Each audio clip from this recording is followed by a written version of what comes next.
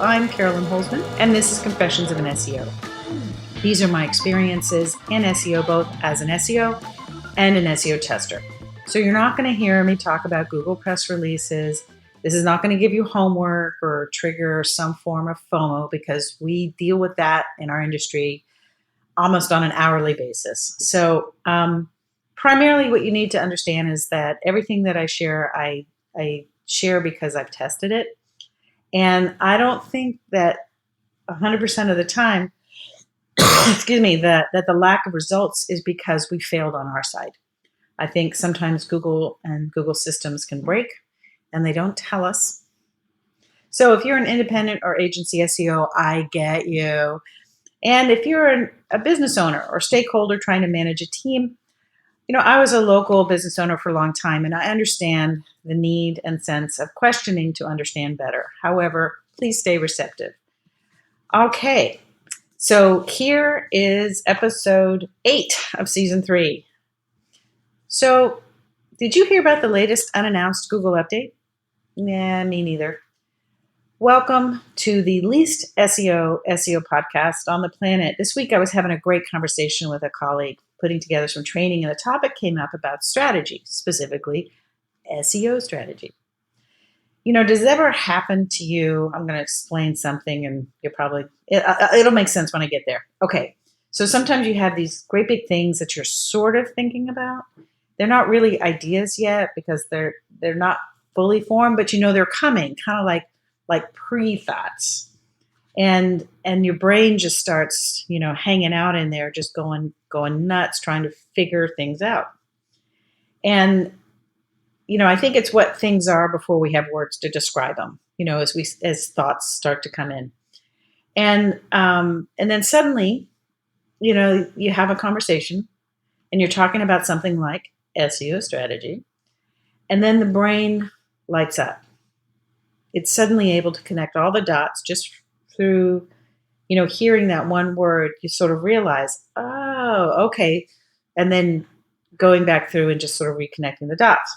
And that kind of was the experience I had after this conversation, because I realized that when I'm implementing SEO tactics and things, the manual nitty gritty, the very granular, down in the weeds kind of work, I'm thinking about the strategy.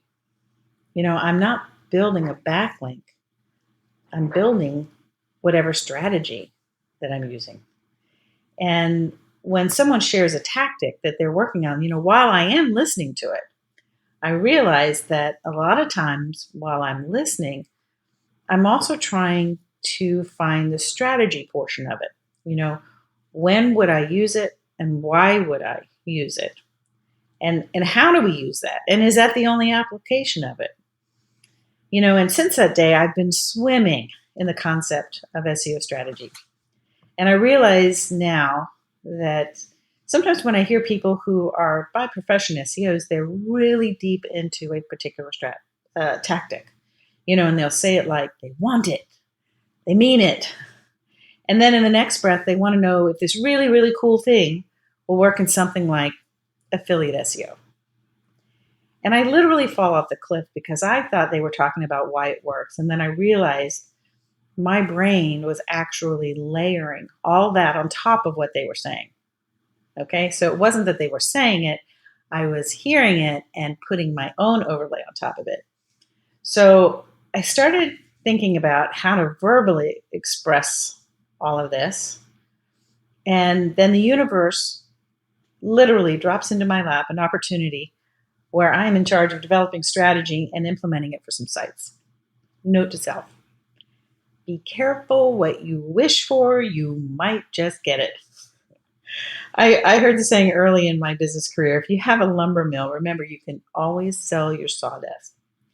Now, I'm sure there's some that are not familiar with the meaning of that phrase. And it's really the concept of simply sharing the byproduct of your work. That is a most enjoyable thought. So we're going to stick a pin in that one, and I'll get back to you on it. So for the big news that you won't hear anywhere else, well, maybe you'll hear it on the crawl or no crawl reports. We did not experience a core update. It is possible that unless you watch the SEO weather tools, Thursday they went up really, really high. So normally on a normal day, they'll be like around 2, 3, maybe 4, and suddenly they'll jump up. So Thursday it jumped up. And so a lot of people were talking about, things that changed. And yet when they went and checked them, everything was fine. So there might have been some weirdness, with the changing the HTML in our search results, which kind of messes with tools. If you didn't know that, make a note of that. So don't just read your tool and go, the sky is falling. Go and check. Go and use your eyeballs. The real news is in the last 2 weeks, we've had 4 new Chrome build bots. Now, if you're a regular listener, I talk about Google bots, desktop, mobile. I watch them. I count them every day. I use server logs. So it's super nerdy. If you want to know more, you can watch the crawl or no crawl reports if you like the nitty gritty. A number of weeks of nothing new in the bot world. They being Google, they kind of suckered me into a complacency about my daily counting and parsing out the various Chrome builds. Someone, I'm looking at you, Barry, started a conversation in an article about a ranking algorithm update on Valentine's Day, an unannounced Google update. Well, there are a whole lot of reasons why SEO weather tools shoot up, but that doesn't necessarily mean that it's a core update.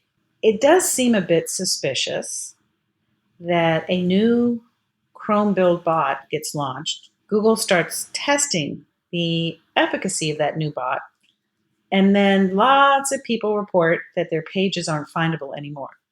Like these are not people who know that a new bot was launched. It's just they start sharing all of that on social media and different forums and things like that. A lot of them will also say my pages aren't findable, or my page was indexed and suddenly it's no longer indexed. And it's just kind of like I've been looking at that, and there's so many reasons why I feel like if you were aware that there's a certain amount of rollback in that testing process, and Google says they run thousands of tests every year, this could be one of them. Why wouldn't they count this as a test? So let's say if you have an experience of rollback where pages that were findable before, Google might be testing a bot to see, is it going to be findable again? I don't know. It just sounds like there's lots of ways to describe this, and it doesn't always have to be, screaming the word update and scaring the bejesus out of people. I enjoy being an SEO that's fascinated by things that nobody wants to spend any time looking at. Like, is your Search Console site designated as mobile compiled data or desktop compiled data? If you're wondering what I'm talking about and you have a site that you've got it hooked into Google Search Console, you can search for how to find the primary crawler of my site. Just do that in Google, and the first result is a video, and that's mine. And in that video, I show you where to look. Who really cared before December what the hell their site was designated as? It's been that way for decades. I've seen it in there for decades. No one knows why. No one knows how it's chosen. Does Google do an eeny, meeny, miny, mo? I don't know. Lots of people have suggestions on ways that we can influence it. But here's where I'm going to segue into talking about index issues for sites that are designated as desktop crawlers in the Search Console. Even though it says desktop primary crawler, it does not mean that only desktop bots crawl your site. How do I know that? Well, I have several test sites that are designated in that. And when I publish content on them, I pull the server logs and I see that there are both mobile and desktop bots that are crawling that site. So that's how I can say that. And I know I'm the lone voice in the wilderness talking about the data of the desktop crawler designation getting different results compared to a smartphone or mobile designated site. I can't really verbally describe the data, right? People say data, right? What the hell is data? Well, if you think of it as a checkbox, it's a question that gets asked, and then was it there? Was it not there, right? So I'm checking based on server logs, and I'm testing keywords. I use test keywords that are unique to my content. So Google only has my documents with that word in it, so that when they search for it, if Google has it available to show me, they will return it. So here's some other things. Both designations are good for the crawl and index subsystems of the full indexation process. Now, if you don't know what that is, in previous times, I had listened to the Google engineers on a podcast, and they said that the indexation system is comprised of three subsystems: crawl, index, and serve. They confirmed that when they launched that search console, what do they call it?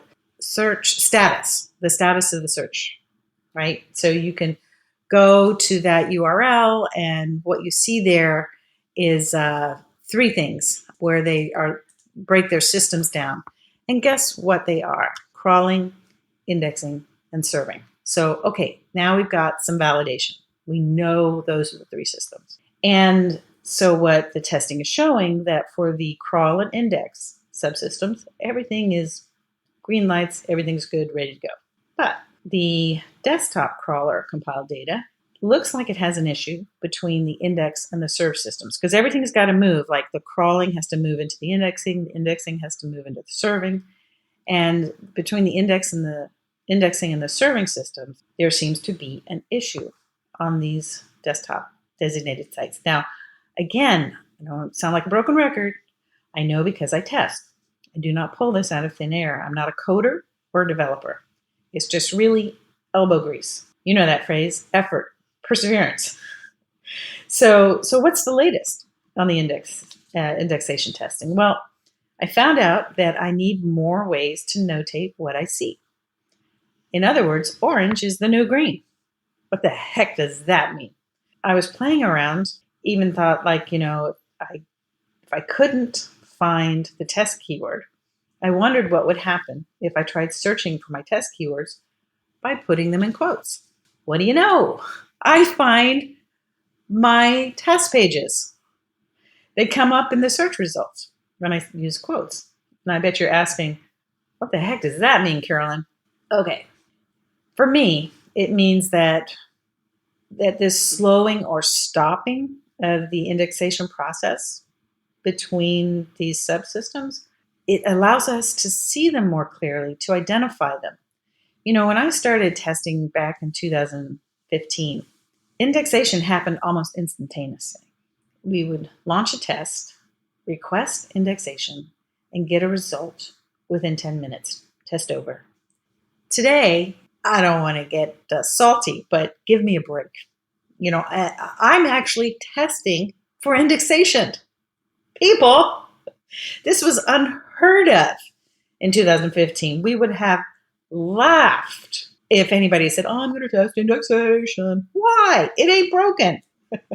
So the amazing thing is, you know, here we are looking at it. And let's face it, you know, there's not a lot of SEOs that are. But if we do look for things, we can see how long it takes, doing so in a way that's based on the scientific method, just like we did in our junior high science experiments. How does any of this help the SEO or the business owner, right? Well, I can only share my take. I can only tell you what makes it worth my while, right? And my beliefs are such that I think it's kind of like, why would a scientist look at carbon, right? It's the basis of life. So let me just stay on the SEO topic. Okay, so I can tell you why it helps me. You know, first off, as an outgrowth of this, I understand indexation really well. I have a language around it, and I'm on a mission to help my fellow SEOs speak more precisely, but not in a you're doing it wrong kind of way, but the way we do when we start to learn a new language. Languages have a way of taking something that we have an English word for, but they have so many different ways to describe it. Now, I remember a quote from a book that I heard about in my mid-20s and didn't read until I was in my 30s, called The Fisher King and the Handless Maiden. It's really a cool perspective on psychology, but he uses two medieval stories to illustrate different feelings. And the quote I remember was about how different languages have multiple words for the same thing. And I'm going to quote, Eskimos have 30 words for snow because it's a life and death matter to them to have exact information about the element they live with so intimately.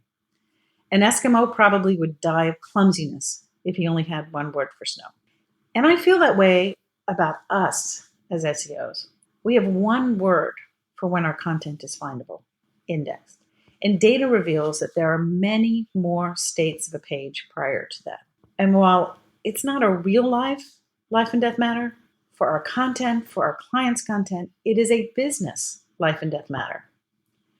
And since we live so intimately with the Google system, why would we not want to embrace a more precise and exact language around indexation? Well, that's it for today, folks. Thank you for being a listener. Please come back and bring a friend. If you have 5 minutes, check out Crawl or No Crawl on YouTube. They are short videos with updates of the ongoing indexation research, specifically focusing on the desktop primary crawler test case.